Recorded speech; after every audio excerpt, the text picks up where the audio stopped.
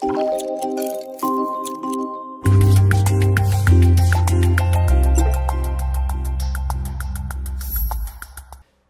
à tous, Benjamin Terrier, je travaille en médecine interne à l'hôpital Cochin et au sein du centre de référence maladies rares d'Île-de-France. Et je suis ravi que la filière m'ait proposé de vous parler des formes graves de vascularite associées aux ANCA. Et j'en profite également pour vous dire que bien entendu, je travaille au sein du groupe français d'études des vascularites, le GFEV. Alors, j'ai quelques liens d'intérêt que vous pouvez voir avec certaines compagnies impliquées dans la prise en charge, en tout cas, et notamment dans les biothérapies pour le traitement de ces maladies. Alors, on va parler de vascularite associée aux ANCA, qui, comme vous le savez, dans la nomenclature de Chapel Hill, révisée en 2012, est un groupe de vascularites des vaisseaux de petit calibre qui s'oppose aux vascularites à dépôt de complexe humain par l'absence de dépôt de complexe humain ou de compléments, ce qu'on appelle les vascularites dites posi-immunes. Et c'est un groupe de vascularites caractérisé par une nécrose fibrinoïde de la paroi vasculaire, on parle de vascularite nécrosante, et ce sont des maladies systémiques pour lesquelles les organes les plus fréquemment atteints en fonction du type de vascularite vont être le rein, le poumon et la sphère ORL pour ce qui est de la granulomatose avec polyangéite et de la polyangéite et de la granulomatose éosinophilique avec polyangéite. Comme leur nom l'indique, elles sont associées dans environ 80 à 90% des cas à des anticorps anticytoplasme des polynucléaires neutrophiles, les ANCA. Et comme vous le savez, la spécificité des ANCA dirigée contre la protéinase 3 ou l'amyloperoxydase est avant tout une aide diagnostique avec la majorité des patients ayant une granulomatose avec polyangite dite GPA ayant une spécificité contre la protéinase 3 et les patients ayant une polyangite microscopique essentiellement contre l'amyloperoxydase. On ne parlera pas vraiment de la granulomatose éosinophilique avec polyangite, syndrome de Church-Strauss aujourd'hui, compte tenu de la fréquence beaucoup plus rare des formes graves, telles que, étant donné que c'est l'objet du topo aujourd'hui. Alors, on oppose essentiellement différents phénotypes, donc la GPA, la polyangéite microscopique PAM et la granulomatose éosinophilique avec polyangéite. Et c'est vrai que la GPA et la PAM sont fréquemment regroupées dans les essais thérapeutiques car elles partagent en tout cas des atteintes cliniques qui sont parfois pour certaines d'entre elles assez proches, une positivité très importante des ANCA, alors que la GEPA est quant à elle plus un asthme hyperéosinophilique avec quand même une manifestation grave que l'on peut observer qui est l'atteinte cardiaque et avec peu d'ANCA dans seulement un tiers des cas et en revanche des éosinophiles dans le sang et les tissus. Alors, ces formes de vascularite peuvent être associées à des formes dites fulminantes, donc particulièrement graves. C'est le cas des hémorragies intra-alvéolaires sur lesquelles on reviendra. L'atteinte digestive avec notamment des nécroses ischémiques de l'intestin avec un risque de perforation, d'abdomen chirurgical et également les atteintes rénales comme les insuffisances rénales rapidement progressives. Alors, depuis assez longtemps, l'identification de certaines manifestations cliniques impactant la survie globale a été mise en évidence et donc témoignant de la gravité potentielle en tout cas de ces manifestations. Et donc vous savez, c'était le Five Factor Score défini en 1996 dans la périartérite noueuse et la GEPA qui avait identifié l'atteinte rénale de par l'insuffisance rénale avec une créatininémie supérieure à 150 micromoles par litre et une protéinurie à plus de 1 gramme par jour, l'atteinte digestive spécifique, l'atteinte cardiaque spécifique et l'atteinte du système nerveux central. Une quinzaine d'années plus tard, ce score a été révisé en y associant et ajoutant les autres vascularites associées aux ANCA, à savoir la GPA et la polyangite microscopique. Et là, les analyses ont permis d'identifier l'âge comme un facteur aggravant la survie globale et ont enlevé l'atteinte du système nerveux central et ont en revanche ajouté l'absence d'atteinte ORL qui généralement identifie une population pour laquelle la sévérité, en tout cas le pronostic vital, est moins fréquemment mis en cause, mais qui va être marqué par plus de rechutes et éventuellement plus de manifestations ORL chroniques. Alors, la grande question quand on identifie ces facteurs de mauvais pronostic et donc ces facteurs de gravité, c'est aussi d'avoir une idée sur la fréquence de ces manifestations. Et notamment dans l'étude qui a permis de réviser le Five Factor Score en 2009 et qui a été publiée en 2011, vous pouvez voir sur cette diapositive que les hémorragies alvéolaires, qui peuvent potentiellement mettre en jeu le pronostic vital à cause de l'insuffisance respiratoire aiguë, étaient retrouvées chez 12,5% des patients, donc quand même une minorité des patients, les manifestations cardiaques dans 22% des patients, l'atteinte digestive sans analyser en tout cas la sévérité dans 25% des patients, et vous voyez que l'insuffisance rénale avec une créatinémie à plus de 150 micromoles par litre était retrouvée chez 20% des patients. Ce qui permettait en tout cas de voir que ces manifestations potentiellement très sévères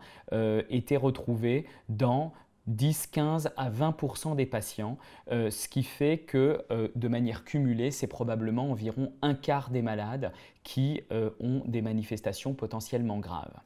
Dans une étude récente qui vient d'être publiée en 2020 sur les polyangiites microscopiques, qui regroupait en tout cas 378 patients qui avaient été inclus au cours des 40 dernières années dans le registre du GFEV, eh bien vous pouvez voir que les hémorragies alvéolaires étaient retrouvées chez 15% des malades, mais que les hémorragies alvéolaires dites massives étaient présentes chez uniquement 5% des patients.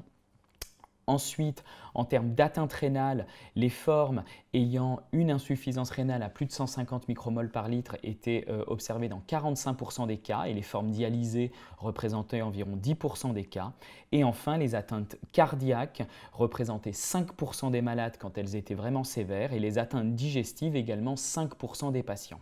Et globalement, les chiffres sont assez identiques en termes de fréquence au cours de la granulomatose avec polyangite. Donc vous voyez qu'on parle quand même de manifestations qui en fait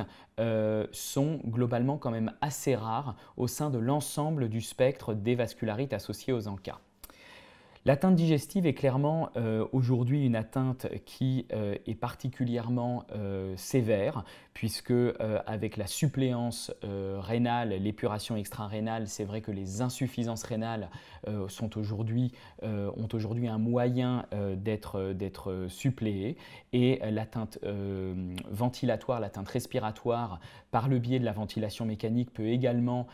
permettre de passer un cap. L'atteinte digestive reste une atteinte particulièrement grave. Et dans ce travail de Christian Pagnoux qui date de 2005, donc on voit que les travaux sur les atteintes digestives remontent maintenant à une quinzaine d'années, eh bien les atteintes digestives qui étaient particulièrement graves car associées à la mortalité, eh bien c'était d'avoir un abdomen chirurgical, donc avec une défense ou une contracture à l'examen clinique, d'avoir une péritonite, notamment sur perforation intestinale, une occlusion digestive et d'avoir une ischémie mésentérique. Et donc c'était essentiellement ces atteintes digestives qui étaient particulièrement graves et qui, en termes de fréquence, comme je vous le disais, représentaient environ 5% des malades.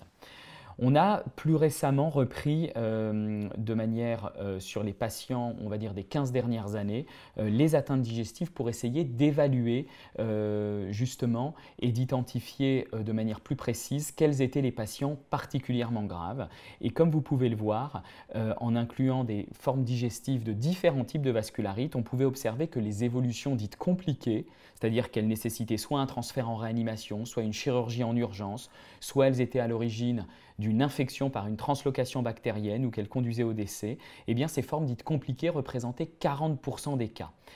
Essentiellement au cours de la périartérite noueuse, à l'inverse beaucoup plus rarement au cours de la vascularite à IgA. Et quand on identifiait un petit peu les paramètres associés à ces formes graves, on pouvait voir que le fait d'avoir une périartérite noueuse, le fait d'avoir une douleur morphinodépendante, donc une douleur abdominale très importante, le fait d'avoir une défense, le fait d'avoir de la fièvre, d'avoir un ileus réflexe ou d'avoir un syndrome inflammatoire biologique important, eh bien, étaient des paramètres qui étaient associés à particulièrement plus de gravité devant une atteinte digestive. Alors quand on parle de formes sévères, c'est essentiellement parce qu'elles vont mettre à court terme en jeu le pronostic vital et à plus long terme, éventuellement le pronostic fonctionnel d'un organe, au premier rang desquels bien entendu l'atteinte rénale. Et quand on regarde sur une étude de la mortalité au cours des vascularites associées aux ANCA, sur notamment les grands essais thérapeutiques réalisés par le groupe européen LEVAS, on peut voir, comme sur cette diapositive, que les vascularites représentent en phase aiguë 20% de la mortalité. Quand je parle de vascularite, je veux dire les atteintes de la vascularite et les infections, probablement compliquant le traitement immunosuppresseur initial, représentent 50% des causes de mortalité à ce stade. Donc, les manifestations de la vascularite sont une problématique en termes de mortalité, mais le poids du traitement et donc les infections sont probablement une cause de mortalité plus importante. Alors quand on regarde les motifs d'admission en réanimation chez les malades atteints de vascularite associés aux ANCA, vous voyez qu'ils sont quand même avant tout liés à la vascularite, puisque 80% des cas c'est en raison d'une insuffisance rénale aiguë, dans 80% des cas également en raison de la détresse respiratoire aiguë, le syndrome dit pneumorénal associant à la fois l'atteinte pulmonaire et rénale étant souvent associé chez ces malades très graves. Et à l'inverse, les motifs d'admission en réanimation étaient plus rarement liés au traitement ou aux comorbidités avec, comme vous voyez, les infections qui étaient le motif d'admission dans 30% des cas. Alors quand on regarde les séries de la littérature qui ont étudié le pronostic des patients atteints de vascularite associés aux ANCA en réanimation, eh bien on voit, comme je le disais sur l'étude précédente, que la vascularite active est la principale cause d'admission. Et quand on regardait les scores, en tout cas les facteurs plutôt pronostiques, donc associés à la mortalité, on voit que c'était assez peu des paramètres en rapport avec la vascularite en elle-même, mais vraiment les scores pronostiques utilisés en réanimation, que sont le score SAPS-2 ou le score APACHE-2. Et donc c'est vraiment des facteurs témoignant un petit peu de la sévérité globale, sans forcément que le poids de la maladie sous-jacente soit très important. Dans une autre étude qui avait étudié le pronostic des malades atteints de vascularite des petits vaisseaux hospitalisés en réanimation, on voyait là encore que un des motifs principaux d'admission était souvent la détresse respiratoire aiguë, notamment sur l'hémorragie alvéolaire, plus rarement notamment les infections ou les saignements digestifs. Et là encore, la mortalité à 28 jours était essentiellement déterminée par les scores de gravité des patients utilisés en réanimation, quelle que soit la cause d'admission.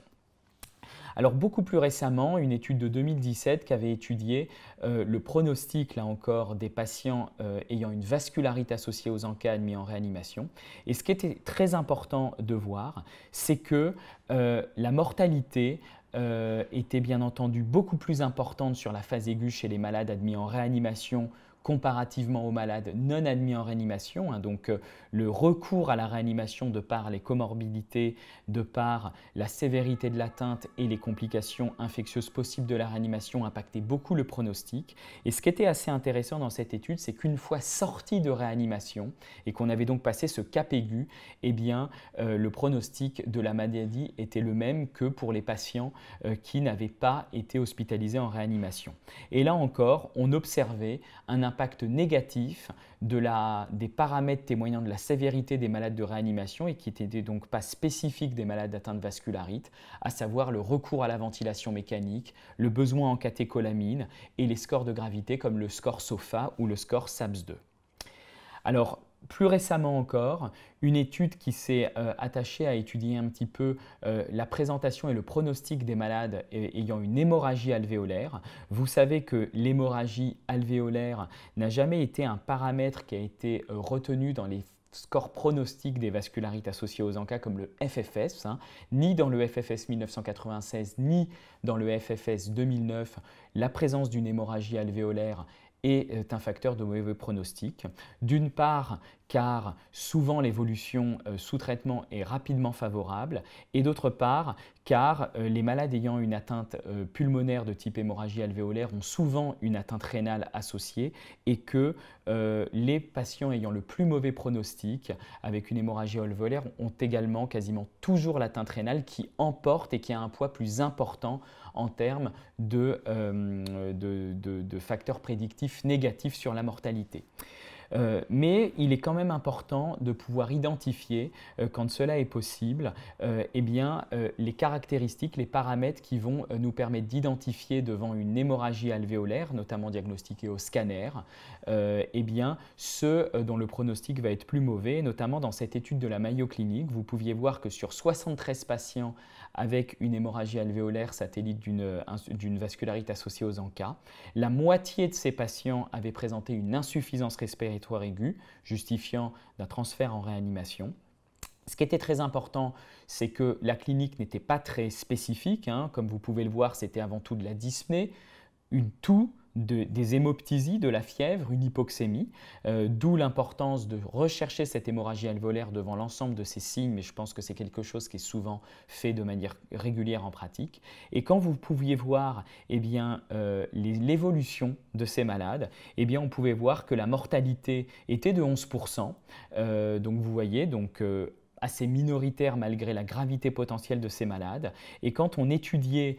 en tout cas la durée de la ventilation mécanique, elle était souvent assez courte, hein, vous voyez, de 2,5 jours en moyenne. Et les facteurs prédictifs associés à une insuffisance respiratoire aiguë justifiant d'une ventilation mécanique, le plus souvent en tout cas d'un transfert en réanimation, c'était essentiellement le degré d'hypoxémie initiale, le fait d'avoir un syndrome inflammatoire biologique avec une CRP à plus de 25 mg par litre, et quand on lave ces malades, eh bien, une proportion de neutrophiles dans le lavage bronchiolo-alvéolaire de plus de 30%. Donc voilà en tout cas sur les formes et sur la présentation clinique et le pronostic, ce qu'on peut dire des formes graves. Bien entendu, l'atteinte digestive qui reste probablement la plus grave aujourd'hui parce que inaccessible à des traitements de support, alors que les atteintes rénales et les atteintes respiratoires peuvent respectivement profiter de l'épuration extra-rénale et de la ventilation mécanique.